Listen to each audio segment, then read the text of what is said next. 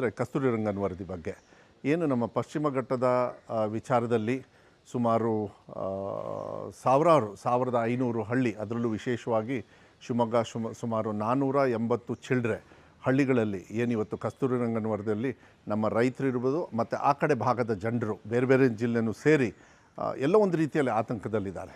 ನಾವು ನಿಜವಾಗ್ಲೂ ನೆನ್ಪು ಮಾಡ್ಕೊಳ್ಬೇಕಾಗುತ್ತೆ, ಮಾನ್ಯ ಸಿದ್ದರಾಮಯ್ಯ ಸಾಹೇಬರಿಗೆ ನಾವು ಧನ್ಯವಾದಗಳನ್ನು ಹೇಳಬೇಕು.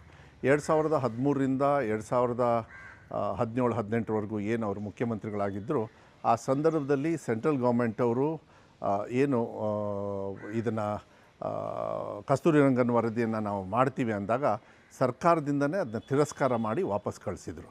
ಇವತ್ತು ಮತ್ತೆ ಏನು ಮಾಡಿದ್ದಾರೆ, ಕರಡು ರೂಪದಲ್ಲಿ ಎಕೋಸೆನ್ಸಿಟಿವ್ ಏರಿಯಾ ಅಂತ ಹೇಳಿ ಮತ್ತೆ ಒಂದು ಸೆಂಟ್ರಲ್ ಗೌರ್ಮೆಂಟ್ ಅವರು ಮತ್ತೆ ಕೊಟ್ಟಿದ್ದಾರೆ. ಏನಂತ ಹೇಳಿದರೆ ಇದನ್ನು ಮತ್ತೆ ನಾವು ಹಾಕ್ತೀವಿ ಅಂಥೇಳಿ. ದಯವಿಟ್ಟು ಅದ್ರ ಬಗ್ಗೆ ಗಾಬರಿ ಆಗೋದು ಬೇಡ. ನಮ್ಮ ಸರ್ಕಾರ ಯಾವತ್ತೂ ಕೂಡ ಆ ಕಡೆ ಭಾಗದ ಜನರ ರಕ್ಷಣೆಗೆ, ರೈತರಿಗೆ, ಯಾರ್ಯಾರು ಅಲ್ಲಿ ಜನವಸತಿ ಇದೆ ಅವರಿಗೆಲ್ಲರಿಗೂ ಕೂಡ ರಕ್ಷಣೆ ಕೊಡ್ತಕ್ಕಂಥದ್ದನ್ನು ಮತ್ತೆ ಇದನ್ನು ರಿಜೆಕ್ಟ್ ಮಾಡಿ ಮತ್ತೆ ವಾಪಸ್ ಸೆಂಟ್ರಲ್ ಗೌರ್ಮೆಂಟಿಗೆ ಕಳಿಸ್ತಕ್ಕಂಥ ವ್ಯವಸ್ಥೆಯನ್ನು ನಾವು ಮಾಡ್ತೀವಿ. ಇದ್ರ ಬಗ್ಗೆ ನಾನು ನಿಜವಾಗ್ಲೂ ನಾನು ಧನ್ಯವಾದಗಳು ಹೇಳಬೇಕು. ಹಿರಿಯರಾಗಿರ್ತಕ್ಕಂಥ ಸನ್ಮಾನ್ಯ ದೇಶಪಾಂಡೆ ಅವರು ಇರ್ಬೋದು, ನಮ್ಮ ಜಿಲ್ಲೆಯವರು ಕೂಡ ಸಾಕಷ್ಟು ಜನರು ಮಾತಾಡಿದ್ದಾರೆ. ನಮ್ಮ ಪೊನ್ನಣ್ಣವರು ಏನು ರಾಜಕೀಯ ನಮ್ಮ ಮಾನ್ಯ ಮುಖ್ಯಮಂತ್ರಿಗಳಿಗೆ ಸಲಹೆಗಾರರಿದ್ದಾರೆ, ಅವ್ರ ಏರಿಯಾನೂ ಕೂಡ ಬರ್ತದೆ. ಮತ್ತು ತಮ್ಮಣ್ಣ ಅಂಥೇಳಿ ನಮ್ಮ ತಮ್ಮಣ್ಣವರು, ತಿಮ್ಮಯ್ಯ ಅವರು ನಮ್ಮ ಚಿಕ್ಕಮಗಳೂರು ಶಾಸಕರು ಮಾತಾಡಿದ್ದಾರೆ. ಮತ್ತು ಬೇರೆ ಬೇರೆಯವರು ಕೂಡ ಎಲ್ಲರೂ ಕೂಡ ಇದ್ರ ಬಗ್ಗೆ ಮಾತಾಡಿ ಅದನ್ನ ವಿರೋಧವನ್ನು ವ್ಯಕ್ತಪಡಿಸಿದ್ದಾರೆ. ವಿಧಾನಸಭೆ ಒಳಗೂ ಕೂಡ, ವಿಧಾನಸಭೆ ಹೊರಗೂ ಕೂಡ. ನಿನ್ನೆ ಅಂದರೆ 25ನೇ ತಾರೀಕು ಮಾನ್ಯ ಮುಖ್ಯಮಂತ್ರಿಗಳು ಭಾಳ ಮುಕ್ತವಾಗಿ ನಾವೆಲ್ಲ ಜನಪ್ರತಿನಿಧಿಗಳ ಜೊತೆಗೆ ಮತ್ತು MLC ಅವರು ಯಾರ್ಯಾರಿದ್ದಾರೆ ಆ ಭಾಗದಲ್ಲಿ ಬರ್ತಕ್ಕಂಥವ್ರಿಗೆ ಅವ್ರ ಜೊತೆಗೆ ಚರ್ಚೆಯನ್ನು ಮಾಡಿ ಎಲ್ಲದನ್ನು ಕೂಡ ಹೇಳಿ ಮತ್ತೆ ಅಧಿಕಾರಿಗಳಿಗೆ ಡೈರೆಕ್ಷನ್ ಕೊಟ್ಟಿದ್ದಾರೆ. ಕಸ್ತೂರಿ ರಂಗನ್ ವರದಿ ಯಾವುದೇ ಕಾರಣಕ್ಕೂ ಆಗಬಾರ್ದು, ಮತ್ತೆ ಅದನ್ನು ವಾಪಸ್ ಕಳಿಸ್ಬೇಕು. ಏನು ಕೇರಳದಲ್ಲಿ ಅವರಿಗೆ ಮಾತಾಡಿ ಅವರನ್ನು ಸ್ಪಂದನೆ ಮಾಡಿ ಮಾಡ್ತಾ ಇದ್ದಾರೆ, ಆ ರೀತಿ ಏನಾದ್ರು ಮಾಡೋದಿದ್ದರೆ ಅವ್ರು ಮಾಡಬೇಕಾಗುತ್ತೆ. ಆದರೆ ಈಗ ಸದ್ಯಕ್ಕೆ ಕಸ್ತೂರಿ ರಂಗನ್ ವರದಿಯನ್ನು ವಾಪಸ್ ಕಳಿಸೋದು. ನಾನೀಗ BJPಯವ್ರ ಬಗ್ಗೆ ನಾನು ಹೇಳಲಿಕ್ಕೆ ಇಷ್ಟಪಡ್ತೀನಿ.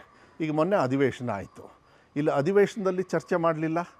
ಇಡೀ ಅಧಿವೇಶನ 10 ದಿವಸನೂ ಕೂಡ ಹಾಳು ಮಾಡಿದರು. ಬರಗಾಲದ ಬಗ್ಗೆ ಮಾತಾಡಲಿಲ್ಲ, ಏನು ಬಗ್ಗೆನೂ ಮಾತಾಡಿಲ್ಲ. ಮತ್ತು ಅದೇ ರೀತಿ ಯಾರ್ಯಾರು ಸೆಂಟ್ರಲ್ ಗೌರ್ಮೆಂಟಲ್ಲಿ ಯಾರ್ಯಾರು MPಗಳಿದ್ದಾರೆ BJPಯವರು, ಇವತ್ತು ಹೋಗಿ ಕೇಂದ್ರ ಸರ್ಕಾರದಲ್ಲಿ ಇದು ಮತ್ತೆ ಹೇರಿ ಅಲ್ಲಿ ತೊಂದರೆ ಕೊಡಬೇಕು, ರಾಜ್ಯ ಸರ್ಕಾರ ಇದೆ, ಈ ಥರ ಮಾಹಿತಿ ಏನು ಹೊರಗಡೆ ಬರ್ತಾ ಇದೆ, ಇದನ್ನು ಖಂಡನೆ ಮಾಡಬೇಕಾಗ್ತದೆ. ಆದರೆ ನಮ್ಮ ಸರ್ಕಾರ ಮಾನ್ಯ DK ಶಿವಕುಮಾರ್ ಅವ್ರ ನೇತೃತ್ವದಲ್ಲಿ ಮಾನ್ಯ ಮುಖ್ಯಮಂತ್ರಿಗಳು ಭಾಳ ಸ್ಟ್ರಿಕ್ಟಾಗಿ ಹೇಳಿದ್ದಾರೆ, ನೀವು ಧೈರ್ಯವಾಗಿರ್ರಿ, ನಾವು ಕೂಡ ನಿಮ್ಮ ಪರವಾಗಿರ್ತೀವಿ ಅನ್ನೋದನ್ನ ಈ ಸಂದರ್ಭದಲ್ಲಿ ನಾನು ಹೇಳಲಿಕ್ಕೆ ಇಷ್ಟಪಡ್ತೀನಿ. ಯಾರಾದರೂ ಇದನ್ನು ಹೋರಾಟ ಮಾಡಿ ನಾವು ಏನೋ ಒಂದು ದಿಕ್ಕು ತಪ್ಪಿಸ್ತೀವಿ, ಹಂಗೆ ಮಾಡ್ತೀವಿ, ಹಿಂಗೆ ಮಾಡ್ತೀವಿ ಅಂತೇಳಿ ಅದನ್ನ ಯಾರೂ ಕೂಡ ನೀವು ದಯವಿಟ್ಟು ನಂಬಕ್ಕೆ ಹೋಗಬೇಡಿ. ಒಳ್ಳೆ ರೀತಿಯಲ್ಲಿ ಯಾವತ್ತೂ ಕೂಡ ನಮ್ಮ ಸರ್ಕಾರ ಏನು ಕಸ್ತೂರಿ ರಂಗನ್ ವರದಿಯನ್ನು ಮತ್ತೆ ಕೇಂದ್ರ ಸರ್ಕಾರದವರು ಹೇರಿದ್ದಾರೆ ಅದನ್ನು ತದ್ವಿರುದ್ಧವಾಗಿ ನಾವು ಹೋಗ್ತೀವಿ. ಸುಮಾರು 20,000 ಚದರ ಕಿಲೋಮೀಟರ್ ಬರ್ತದೆ. ಮತ್ತು ಸುಮಾರು 1500 ಚಿಲ್ಡ್ರೆ ಹಳ್ಳಿಗಳು ಬರ್ತವೆ, ಕಾರವಾರ ಈ ಕಡೆ ಎಲ್ಲ. ಮತ್ತು ಶಿವಮೊಗ್ಗದಲ್ಲಿ 480. ಯಾರೂ ಗಾಬರಿ ಪಡೋದು ಬೇಡ, ನಾವು ಯಾವತ್ತೂ ಕೂಡ ನಿಮ್ಮ ಜೊತೆಗಿರ್ತೀವಿ.